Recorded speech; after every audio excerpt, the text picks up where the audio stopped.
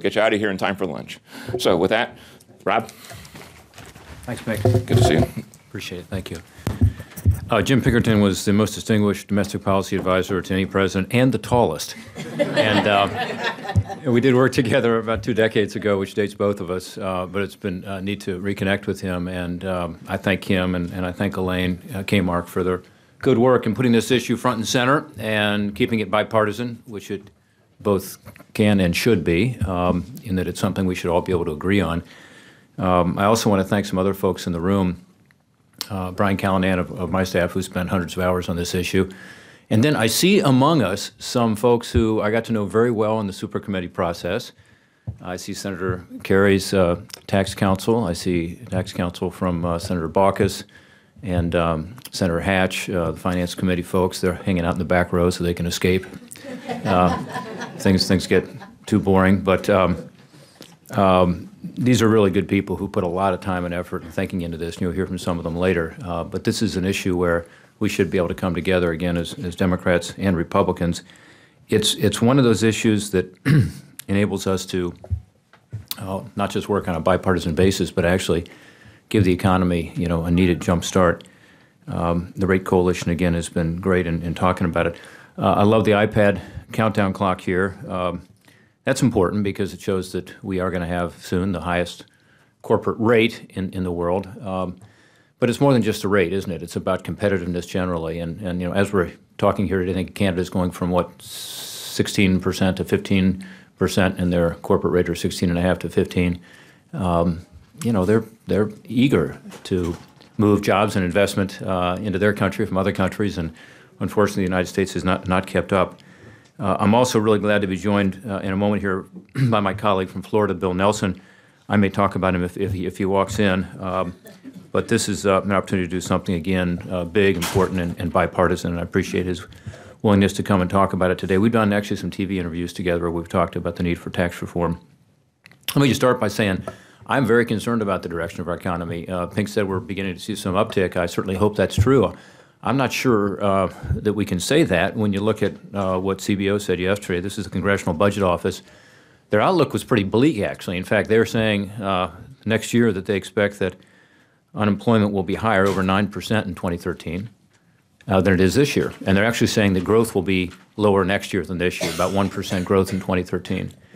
So, look, it's a tough situation out there. A number that I look at carefully is the labor participation rate. It's 64% right now, which is at a 28-year low. So the unemployment number is important. I love to see it go down, but you've got to look at the underlying numbers too. And if labor participation rate were at its historic level of just 66% instead of 64%, the unemployment rate would be 11.3%.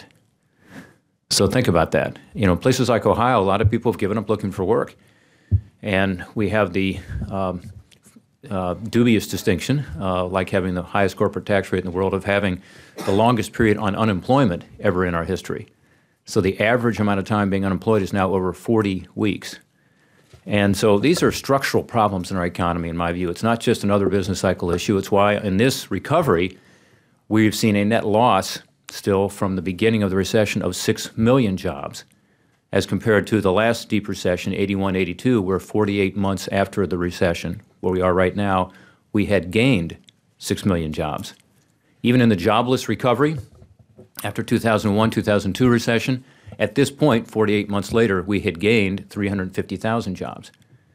And we're 6.1 million down. So there's something going on that's, I think, more fundamental than maybe a lot of economists are used to analyzing.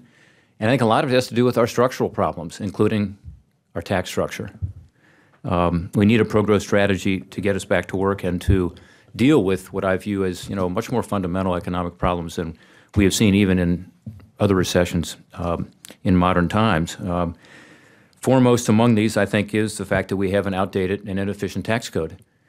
And the individual tax code side is also something that needs to be reformed. We need to focus on. But today, I'd like to focus on the corporate tax code because we've got all you here, and the Rate Coalition is doing a great job with that. And I think this is an area where, again, we can find bipartisan support and actually get something done.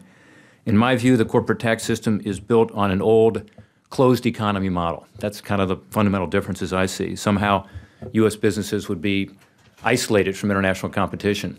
And given our big market and given our history of, since World War II of having developed the greatest middle class, the greatest economy in the face of the earth, there was a lot of reason for that.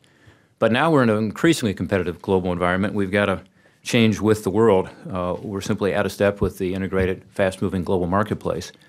Our trading partners are competing very hard, as I said earlier, Canada being a good example for capital, investment, and jobs. Just consider the increased mobility of investment across borders. In 1980, not too long ago, cross-border foreign investment comprised 6% of global GDP. Today, it exceeds 33%. So, just since 1980, from 6 to 33% in terms of investment across borders. And this is, something that the United States can benefit from. Again, given our economic position, it should be something good for our economy. And in fact, we're not taking advantage of it. We're sort of sitting it out. We can't afford to sit it out, whether it's in trade or whether it's in competitiveness with regard to our corporate community. We need a tax system that allows us to compete and to win. That's why, in the context of super committee, as I said, one of the principal focuses we had was working together, Democrat and Republican alike, on an overhaul of our tax code, and specifically the corporate tax code. Although the broader deal never came together, we did find a lot of common ground in corporate reform. And I'm working now to develop the framework that we agreed to in the super committee into specific legislative language, hoping that it can be bipartisan and hoping we can introduce something here early in the new year. Our aim is to address what I view as the three major competitive disadvantages that are built into our code. First, an extremely high rate. Second, an inefficient and complex maze of tax preferences that do make the code terribly inefficient, and I'm sure you'll hear about this from some economists later. And third, an outdated approach to the international side. The international operations of U.S. businesses simply don't fit with our tax code. On that first point, there's a wide consensus that our 35% rate has become a drag on the economy. When you add our state burden, it's about 39.2%. It's not 35%, and that compares to a 25.1% average now among OECD countries. And again, when Canada lowers its rate down to 15%, something's not working. Japan's new rate cut, April 1st, will make us, as this rate coalition clock tells us, the highest in the world. Senator Nelson has now arrived, and I just want to tell him that I've already introduced him, but I have to say a couple more things about him. First of all, he's really glad the Florida primary is over. We can now talk about Democrats and Republicans in Florida. Second, we were on a TV program. I don't know if you remember this. This was a couple months ago, maybe a few months ago now, in the context of the super committee, I think, and we were asked about tax reform, and both of us said basically the same thing, lowering the rates, broadening the base. And the interviewer was really discouraged by that because they expected us to go at each other. And we were smiling and everything, and I think their ratings went down that day. But again, bottom line is, with this high rate, we are working at a competitive disadvantage. Interestingly, in 1986, the last time we lowered the corporate rate, we lowered it to 34% from 46%. And this was, bipartisan, Congress, President Reagan. We lowered it deliberately down to a low threshold. So in other words, we were at the lower end of the OECD countries, of the major trading partners that we had. We were feeling pretty good about ourselves. 34% was low. It did creep up to 35, but what really happened is, in the next couple decades, every single one of our OECD trading partners, all of them, reformed their tax code. Every single one of them. And they all lowered their rate, except us. So we're the only country among the developed countries in the world that has not gone into our tax code and made it more competitive, including lowering the rate. And it's been a fierce competition since then. And by us deciding not to cut our rates, again, instead encrusting our code with more and more preferences and inefficiencies, we've made our companies less competitive globally. And by the way, who pays the price? American workers. The Congressional Budget Office came out with a study recently saying that 70% or more of the burden of corporate taxes is borne by workers in the form of lower wages. So over the long run, this is something that directly affects our workforce. Last night I had a teletown hall meeting, about 25,000 Ohioans on at any one time. And, people were calling in saying, what are we going to do about, the steel mills in Ohio and the corporations in Ohio? We're not hiring as much. And, this is one of the obvious answers. In an increasingly global and competitive environment, we've got to be more competitive on our tax code.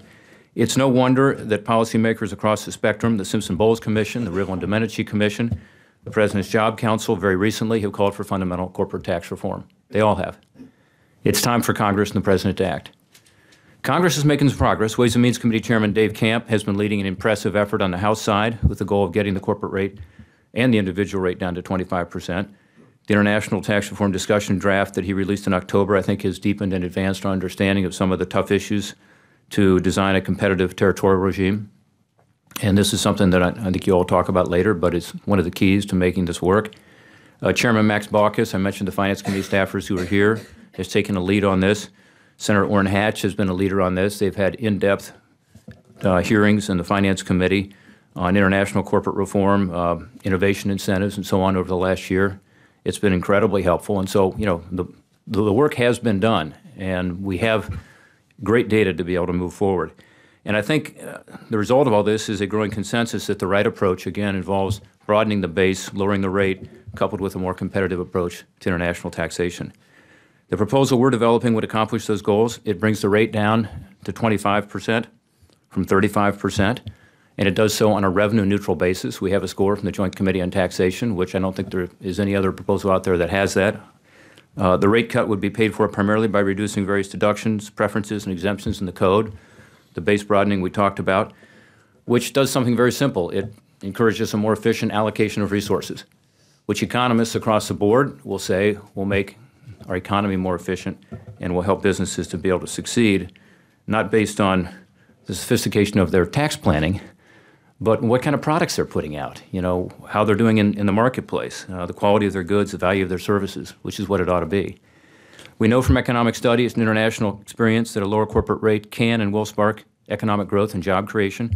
There's a study by the Journal of Public Economics that reducing the corporate rate by 10 points could increase the annual economic growth rate by 1 to 2 percentage points. That's a big deal. That's 1 million jobs a year, right there. 10-point reduction, 1 million jobs a year. 2005 report by the Joint Committee on Taxation reported that reductions in corporate taxes have the greatest effect on long-term growth compared to all other tax changes. So this is an area, again, where there's a lot of bang for the buck. By reducing this rate, you're going to see economic growth. We know from the European experience that the growth effects of corporate tax cuts can also increase taxable income and revenue. More growth, more revenue. According to an Ernst & Young study in Europe, for every 1 percentage point cut in the corporate rate, total corporate taxable income expanded by nearly 0.5%. So people are talking about the need for more revenue. What Bill Nelson and I talked about in that TV show that day was, by having a more competitive tax system, you're going to have more growth and therefore more revenue.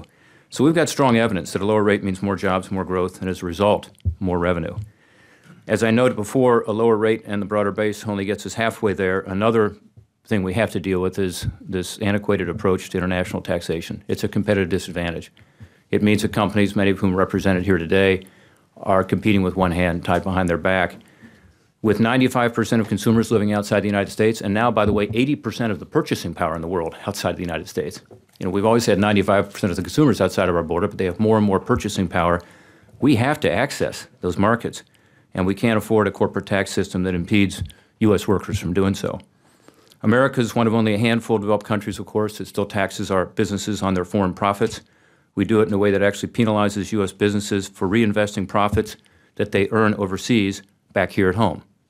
So if they want to make profits overseas and bring them back to the United States, they're penalized for that. This is one reason that right now we have this so-called lockout effect. Estimated $1.5 trillion is locked out overseas. Some say $1.8 trillion. I won't quibble with that. It's a lot of money. And the fact is that our tax code today gives firms a choice between keeping their earnings abroad tax-free permanently or paying a very steep tax bill if and when they choose to bring their money home. So part of our legislation also includes repatriation, which is an important part, but only, in my view, should be done as part of a permanent change in our international tax system, moving to a territorial system. You kind of get a sense of what Bill Simon meant as Secretary of Treasury when he said, wouldn't it be nice for a nation that had a tax system that looked like it was designed on purpose? That's what we're trying to do here is, let's put together something that actually makes sense for us and our workers and our economy. So I think moving to a competitive territorial regime is extremely important. We do so by adopting a foreign dividend exemption system. This means the United States would tax active business income where it's earned, as the vast majority of our competitors do, but continue to tax passive income to prevent erosion of the U.S. tax base. I mentioned earlier this is one of the complicated parts of this proposal, and it will require, a lot of work over the next several months for us to explain this to folks and understand that there is a way to go to territorial, and there's also a way to ensure that we are protecting the U.S. tax base. Some have asked me, why should we care about helping U.S. companies that want to compete abroad, that want to be in Asia and Latin America and Europe and around the world? The answer is that success of American employers abroad translates directly into increased economic activity and job growth here at home. I use Procter & Gamble sometimes as an example. I don't think they're in the room today, but about 40% of their jobs in Cincinnati, largest private sector employer in Southwest Ohio, 40% of their jobs are international jobs. In other words, they support the international effort. So that's about 5,000 jobs in my hometown that would not be there but for accessing foreign markets. That's what we should be expanding and helping in terms of domestic output in the United States by accessing more foreign markets. More R&D jobs to design it, more jobs at headquarters to support and supervise foreign operations, more job creating direct investment of U.S. businesses. We want that market share. And if we don't have that market share, other countries will get it, and we will be disadvantaged. Fundamental tax reform is central to a strategy of economic growth and job creation. It can and should be bipartisan. I believe, again, this consensus is already developed, and we need to take advantage of that and move quickly. We can do something big and permanent here to help strengthen the U.S. economy. I really look forward to working with Senator Bill Nelson and other colleagues here, some of whom are represented, again, by their tax councils this morning, and the rate coalition to make this a reality. We have to do it for our economy and for our jobs and ultimately for U.S. workers. Thank you all.